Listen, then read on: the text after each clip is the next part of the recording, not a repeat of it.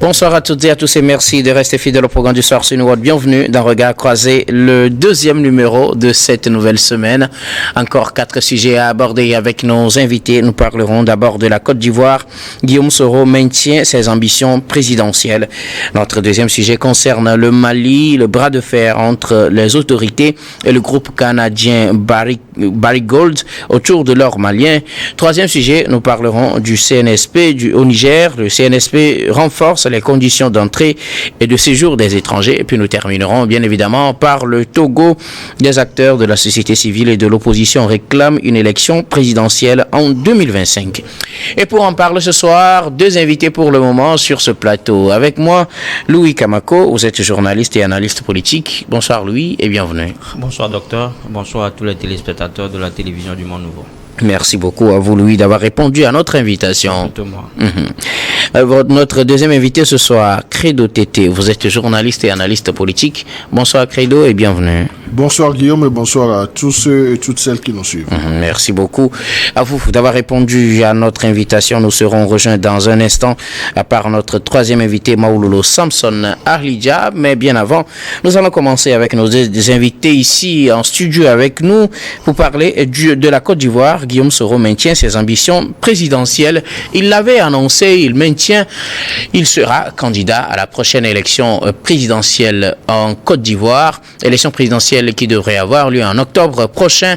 L'ex-premier ministre et président de l'Assemblée nationale en Côte d'Ivoire, Guillaume Soro, actuellement en exil, a annoncé et martelé une nouvelle fois qu'il sera bel et bien candidat à la prochaine présidentielle. Il affirme ses ambitions présidentielles, veut continuer par servir son pays, lui qui a dû quitter son pays en 2019 après avoir été accusé d'avoir fomenté une tentative de coup d'État. Il est d'ailleurs condamné dans cette affaire, condamnation qui l'empêche normalement de se présenter à cette élection présidentielle. À part lui, il y a bien d'autres politiques comme Laurent Gbagbo qui a pratiquement le même sort, qui ne pourra pas normalement et qui ne figure pas pour le moment sur la liste électorale. Mais nous parlerons du cas de Guillaume Soro.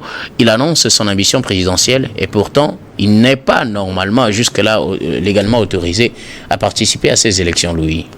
Oui, il n'est pas autorisé à participer à ces élections juste parce qu'il ne s'est pas inscrit sur la liste électorale. C'est là où ça devient compliqué pour l'ancien président de l'Assemblée nationale ivoirienne, également ancien Premier ministre. Mais quand vous voyez, je crois que vous l'aviez dit, c'est une ambition présidentielle qui nourrit depuis longue date. Et donc Guillaume Soro, pendant longtemps, a été considéré en Côte d'Ivoire comme étant le faiseur de roi. Il a aidé pas mal de gens qui sont devenus aujourd'hui présidents. Donc à un moment donné, il se dit... Pas mal, on parle notamment d'Alassane Ouattara. Voilà, Alassane Ouattara. Donc aujourd'hui, il se dit qu'il est lésé et que lui aussi veut justement devenir président de sa vie, justement pour parachever ses œuvres. Parce qu'il a été déjà Premier ministre, on l'a dit, également président de l'Assemblée nationale. Aujourd'hui, la haute fonction qu'il n'a pas occupée, c'est justement la fonction de président. Donc je pense que c'est pour cela qu'il nourrit depuis belle lurette cette ambition. Mais sauf que là où ça devient compliqué, je le disais tout à l'heure, que c'est un puzzle pour lui parce qu'il n'est pas sur la liste électorale.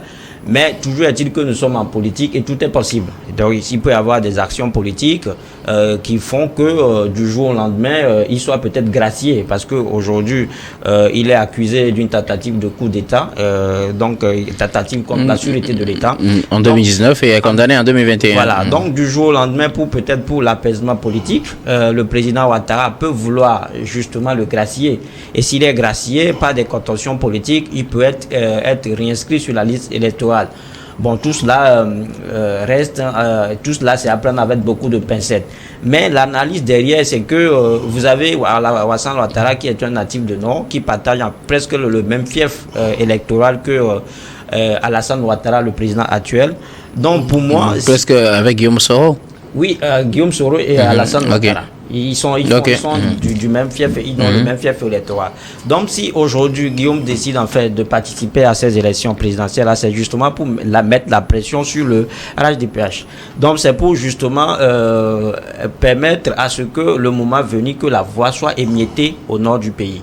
Et parce que on l'a dit aujourd'hui quand on voyait toute la classe politique de l'opposition ivoirienne, et personne n'est d'accord aujourd'hui pour la nouvelle candidature de Alassane Ouattara. Il n'a pas annoncé de nouvelle candidature pour le moment. Mais il a l'intention, en fait, justement, de briguer. Est-ce que déjà on ne lui prête pas des intentions? Non, parce que c'est ce qu'avait dit Macky Sall en quittant le pouvoir.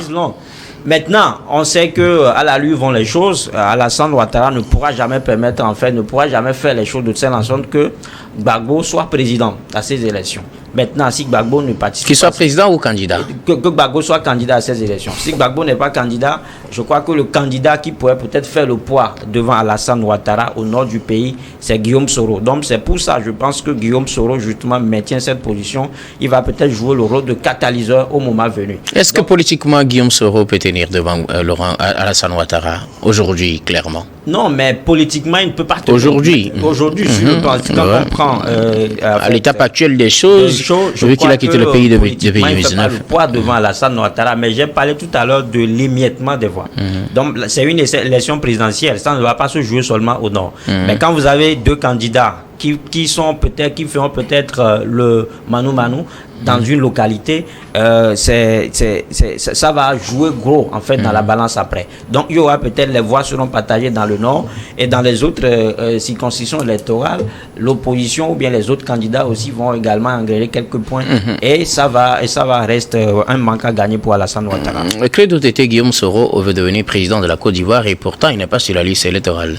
Non, je crois que c'est une situation qui le défavorise parce que n'étant pas sur la liste électorale, donc l'une des conditionnalités, donc c'est d'être inscrit prioritairement sur la liste électorale avant que le dossier ne soit étudié et accepté. Donc, dans de telles circonstances, je crois que c'est un leurre. Donc, il peut toujours rêver par magie se retrouver sur la liste électorale. Mais si nous considérons également ses antécédents politiques avec Alassane Ouattara, même si Alassane Ouattara ne se présentera pas, donc sûrement qu'il aura un défunt. Donc, ils ne vont pas dérouler le tapis rouge à Guillaume Soro afin qu'il puisse leur causer des ennuis. Il y a le Nord, donc ils sont tous du Nord, mais Alassane Ouattara ne fera jamais cette erreur politique que de faciliter la candidature de Guillaume Soro. Guillaume Soro a été comme un fils pour Alassane Ouattara, mais dans le cas d'Alassane Ouattara, donc ils peuvent parler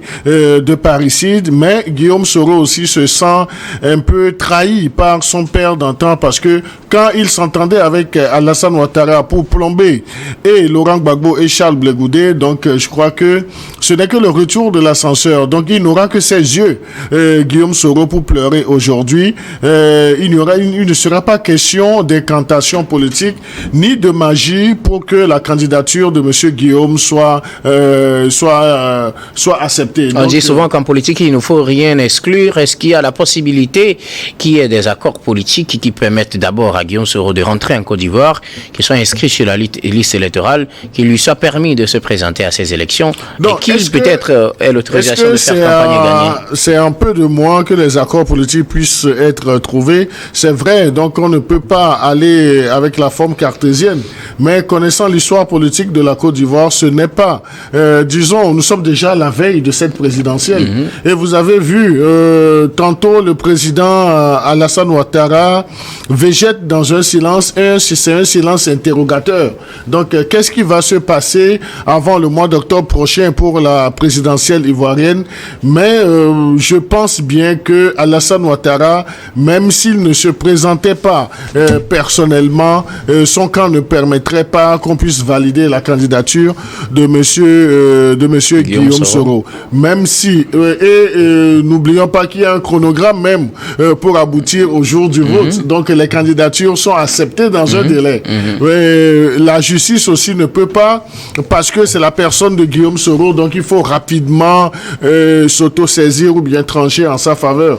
N'oublions pas que la politique à l'africaine a beaucoup de paramètres. Merci beaucoup à vous tous pour vos contributions. Nous allons marquer la première pause, puis on reviendra tout à l'heure pour la suite de cette émission.